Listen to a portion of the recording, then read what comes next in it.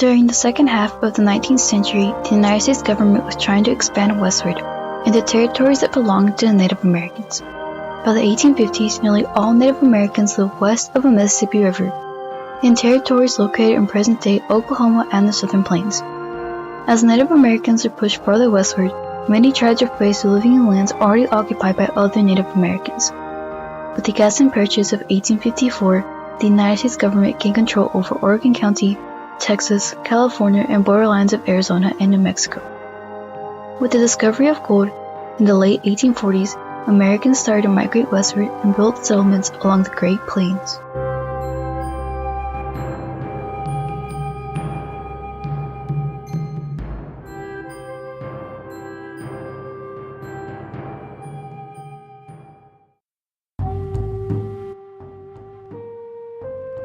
By the end of the 19th century, Indian tribes across the states were being forced into Indian reservations by the United States military. Years of failed treaties and larger purchases of land made tensions between the tribes and Americans very high. Native Americans were also affected by government agents assigned to oversee the reservations and its people, pushing Native Americans farther back into a place of no escape. In response, tribes across the U.S. started to practice the ghost dance, a ritual which Native Americans believed would show new hunting grounds, bring back ancestors, or remove white people from their lands. As the practice of this dance spread, it made the tensions between the U.S. and Native Americans rise.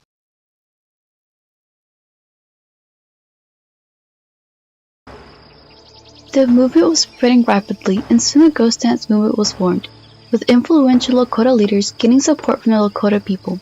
One important Lakota leader was Chief Sitting Bull. Chief Sitting Bull was a very respected holy man who led his people with fierce advocacy through years of resistance toward the United States Army and government.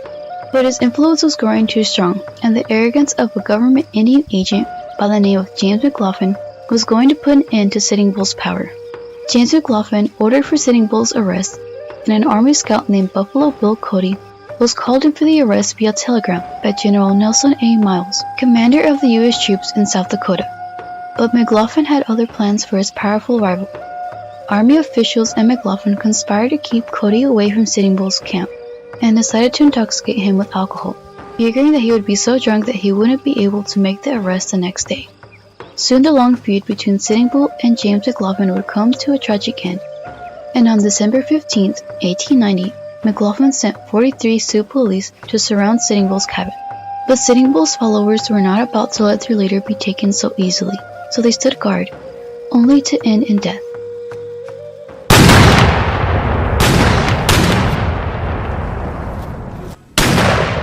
After years of fiercely advocating for his people, Sitting Bull and 13 of his followers were killed in a bloody shootout. This would only mark the beginning of what events would ultimately lead to the death of innocent men, women, and children.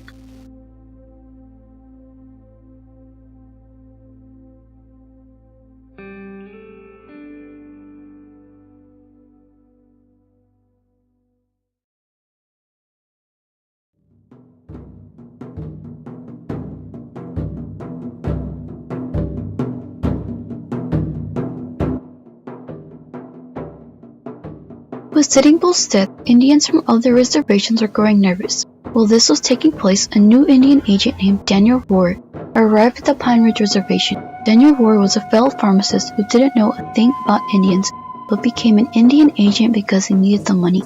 Daniel Rohr would simply sit at his desk all day and order the Indians to stop dancing, but the Sioux wouldn't stop practicing the ghost dance. It was their last hope. Rohr was dubbed the Boy Afraid of Indians because he would constantly send telegrams asking for help on how to deal with the Indian ghost dancers. The craze has steadily increased, and now it has assumed such proportions, both in number and spirit of its adherents, that it is entirely beyond the control of the agent and the police force. Daniel Rohr, 1890. The ghost dance added an aggressive element to the ritual, which was the ghost shirt. The Sioux warrior Kicking Bear believed that if they used the ghost shirt that they would be impermeable by bullets. But Daniel Rohr mistakenly thought of the shirt as a prelude to war. It is my humble judgment that the military should be brought here, 600 or 700 strong. Take all the old chiefs prisoners and disarm the Indians on the reservation. Daniel Rohr, 1890. By mid-November, Rohr's cries were answered by President Benjamin Harrison himself, who sent troops into the area. The troops arrived in Rushville, Nebraska on November 20th, 1890, and from there they made their way to the Pine Ridge Regency and to other reservations around. One particular group of nervous Indians were the Minukachu Lakotas of the Cheney River Reservation, south of where Sitting Bull was killed.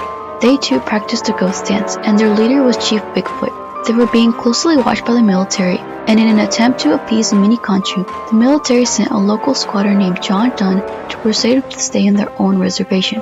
But John Dunn's ways were surprising and unexpected. It is said that he told the Miniconchu that the military was going to take and imprison their men and deport them to an island in the Atlantic Ocean. It is also said that he advised them to seek sanctuary at the Pine Ridge Reservation. So on December 23rd, the Miniconchu Indians left and made way for the Pine Ridge Reservation. Bigfoot became ill along the way, but they still avoided the military pursuit for 5 days. But then, on December 26th, the 7th Cavalry stopped them in their tracks and put them under containment at Wounded Knee Creek. The next day, Colonel James Forsyth demanded the Miniconchu to surrender their weapons and told them that they were being relocated to another camp. While this was taking place, Indians began singing ghost dance songs and throwing dirt into the air. The troops saw this as a signal for attack from the Indians, and all air became tense. An Indian named Black Coyote refused to surrender his rifle and began to wrestle with the troop. During their struggle, the weapon discharged and war broke out. Immediately the soldiers began firing, and the Indians returned with bullets of their own, but they were no match for the Hotchkiss guns of the military.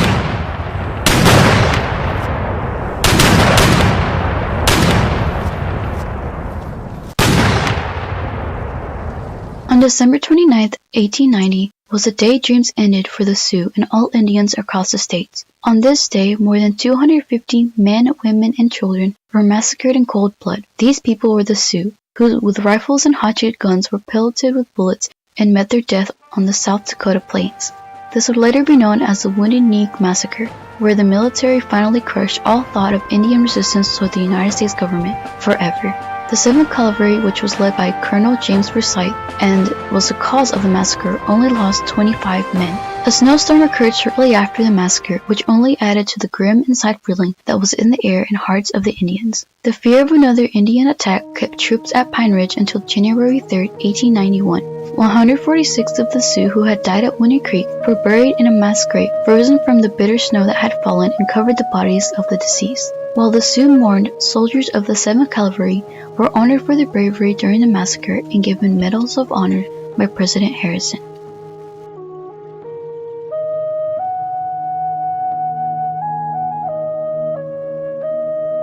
The Sioux Indians faced many conflicts with the American people, but finally reached a compromise after years of hardships, failed treaties, being forced into reservations across the United States. Years of being opposed by the United States military and government led to the rise of important leaders like Chief Sitting Bull and Chief Bigfoot. But the rising tension finally ended with the Wounded Knee Massacre, which would change the lives of the Sioux forever, stripping them of their hopes and dreams for fair compromises in the future. Years after the massacre, things have only gotten worse for the Sioux, and today, the Sioux are among the poorest people in America. To this day, the Sioux and Americans have compromised, but this compromise only benefits the Americans. It is an unspoken compromise, which the Indians know all too well. The compromise is, white men take all, and the Indians are left with nothing, but mass graves to look upon and memories of what the glorious past once held.